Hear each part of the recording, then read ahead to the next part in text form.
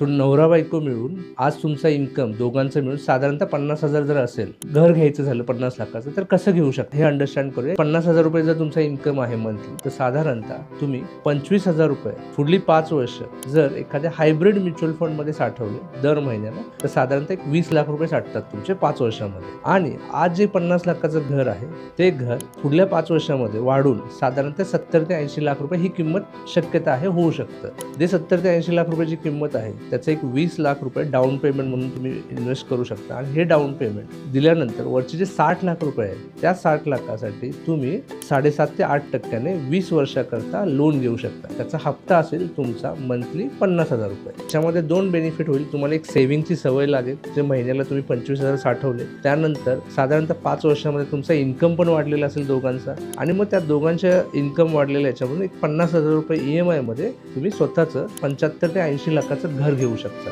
आणि अशा पद्धतीने तुम्ही तुमचं घर विथ प्रॉपर प्लॅनिंग अचीव करू शकता. अशा पद्धतीनं प्लॅनिंग करून तुम्ही 5 वर्षात स्वतःचं घर एन्जॉय करू शकता.